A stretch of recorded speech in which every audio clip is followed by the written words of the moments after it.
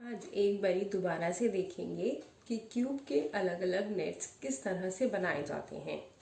मैं आपको step by step करके बताऊंगी कि किस तरह से मैंने नेट्स बनाए और फिर इसे किस तरह से काटा।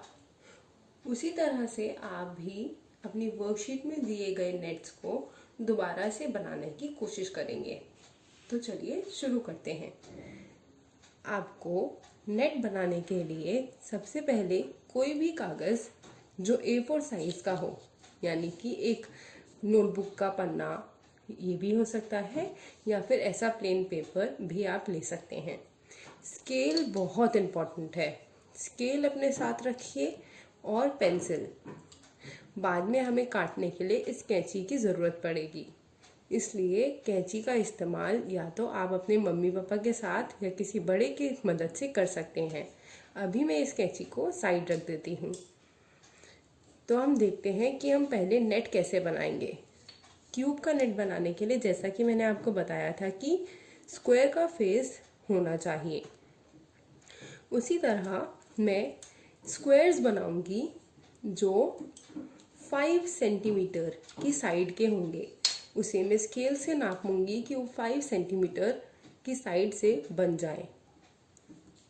हम एक टी की शेप का नेट बनाएंगे जिससे हमारा क्यूब बन सकता है। टी की शेप का नेट आप देखिए कैसे बन रहा है। पेपर के कॉर्नर से अगर हम शुरू करें तो हमारा पेपर बच पाएगा। जैसे कि हम कोने से यहाँ से शुरू करते हैं। हमें पता है कि हमें चिपकाने के लिए थोड़ा सा एक्स्ट्रा पेपर भी चाहिए होगा, तो मैं यहाँ पर इतना हिस्सा पेपर का एक्स्ट्रा छोड़ देती हूँ। उसके बाद से मैं यहाँ पर स्केल रख कर इतना हिस्सा मैंने इस तरफ से छोड़ा और इतना हिस्सा यहाँ से छोड़ दिया। इसको देखें कि ये सीधी लाइन से ही आए और स्ट्रेट लाइन खींचकर मैं पहला बॉक्स बनाने के लिए उसकी पहली साइड बनाऊंगी जो 5 सेंटीमीटर लंबी है।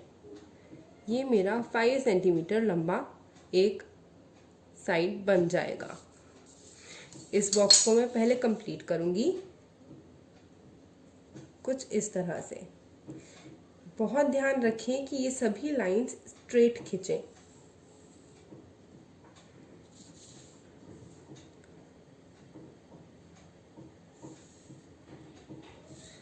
और ये हमारा पहला स्क्वायर तैयार है। हमें क्यूब बनाने के लिए कितने फेसेस चाहिए होते हैं? जी हाँ, 6 फेसेस। तो हमें यहाँ पर कम से कम 6 बॉक्सेस बनाने होंगे। ये मैंने यहाँ से जिस तरह पहला ये बॉक्स बनाया है, मैं पहले टी के ऊपर की साइड कंप्लीट करूँगी। टी मैं इसलिए बोल रही हूँ जिससे आपको शेप का थोड़ा आइडिया हो जाए कि हम बना क्या रहे हैं। उसके बाद में हम दोबारा से एक 5 सेंटीमीटर की लाइन खींचेंगे जो दूसरा स्क्वायर बनाएगा, और वो हमने बनाई कुछ इस तरह। ये एक और 5 सेंटीमीटर की लाइन यहाँ पर हमारी खिंच गई। हमें पता है कि एक और आगे हमें स्क्वायर बनाना है जो 5 सेंटीमीटर लंबा होना चाहिए इसकी साइड, इसलिए मैं इतना आगे और खींच दे रही हूँ। मैंने इसे इस तरह से निशान लगाकर बनाया था। अब मैं इसे 5 सेंटीमीटर यहाँ से नीचे भी लेकर जाऊँगी। स्क्वायर की सभी साइड्स इक्वल होती हैं, इसलिए हम 5 सेंटीमीटर लंबी लाइंस खींच रहे हैं। इसे मैं यहाँ से जॉइन कर देती हूँ। इस तरह ये वाली भी लाइन बना लेते हैं।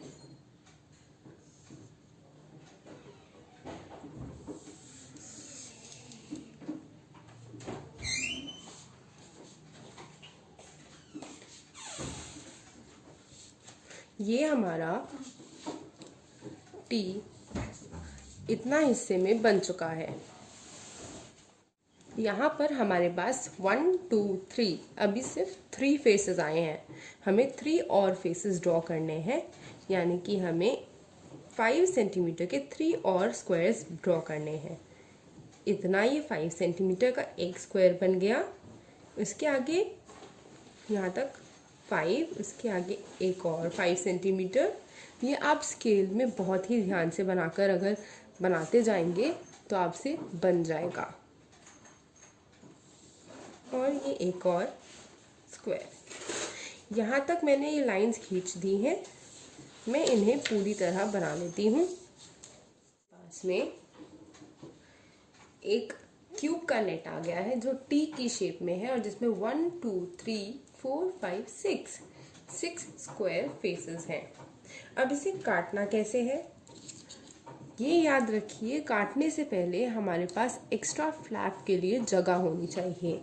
उसके लिए हम स्केल से ही इन्हीं लाइंस के आगे बहुत ध्यान से थोड़ी सी एक्स्ट्रा जगह के लिए लाइंस बना लेंगे, कुछ इस तरह।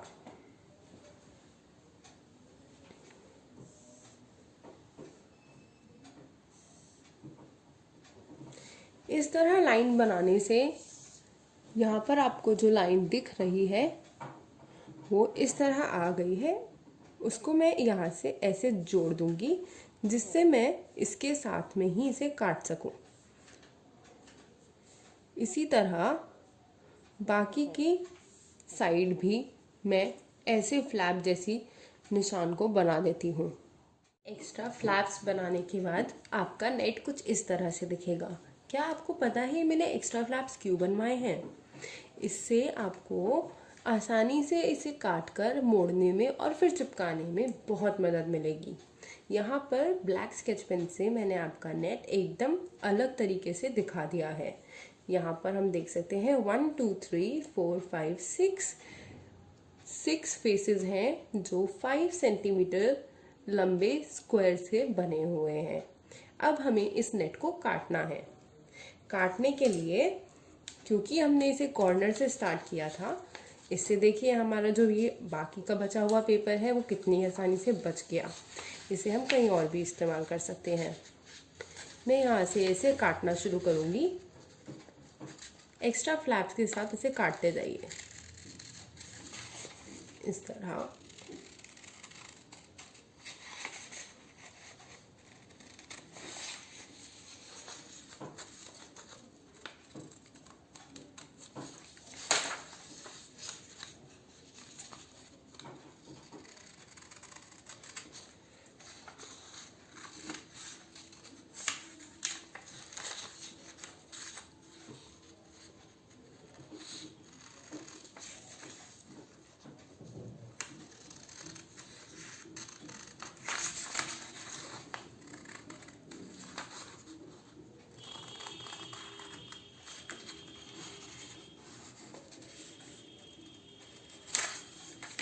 ये देखिए मैं यहाँ पर किसी भी अंदर के बॉक्स को नहीं काट रही हूँ, सिर्फ एक्स्ट्रा फ्लैप को काट रही हूँ।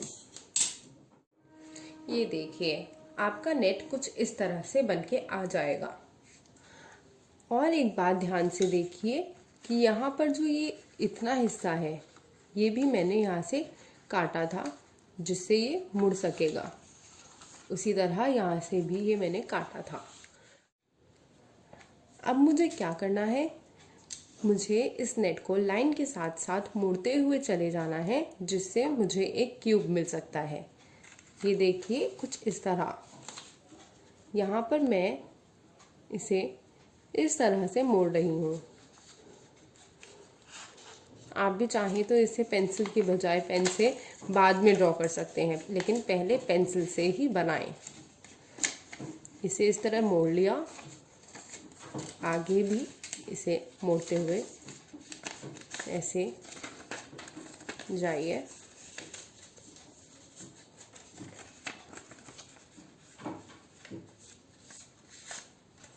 और ये हमारी सभी साइड्स इस तरह से मुड़कर आ जाएंगी। अब हम इसे यहाँ से पकड़ेंगे। हमें एक चीज़ पर ध्यान देना है कि हमें कोई एक नीचे की साइड में रखना होगा और उसके ऊपर से हमें इस तरह से बनाते हुए जाना है। मैंने टी के बीच का हिस्सा इस तरह रखा था और इस तरह से मैं बाकी की चीज़ों साइड्स को लेकर आ गई हूँ। यहाँ पर मैंने इसे ऐसे पकड़ा हुआ है और इसे मैं यहाँ से इस तरह बंद कर दूंगी। ये मेरा बन जाएगा क्यूब। चिपकाने के लिए जो एक्स्ट्रा फ्लैप बनाई गई है उसे भी मोड़ें कुछ इस तरह। मैं आपको सिर्फ एक साइड चिपकाकर थोड़ा सा दिखा देती हूँ कि कैसे चिपक सकती है। इस तरह से क्यूब का जो एक्स्ट्रा फ्लैप है उसको आप मोड़िए और ये देखिए ये मुड़ जाएगा। उसके बाद में अंदर की साइड ये जो हिस्सा है इधर फेविकॉल लगाइए और इधर फेविकॉल लगाइए। इन्हें जब आप चिपकाएंगे तो ये इस तरह से चिपक जाएंगे। तो देखिए हमारी एक्स्ट्रा फ्लैप भी नहीं दिख रही और पूरी साइड जुड़ जाएगी। इसी तरह से इसे भी चिपकाएंगे तो ये अंदर की तरफ चला जाएगा। ये देखिए ये हमारी एक साइड से थोड़ा सा इस तरह से चिपक कर दिखेगा। इसे क्यूब कहते हैं और इसी तरह आप बाकी के नेट्स को बनाएंगे।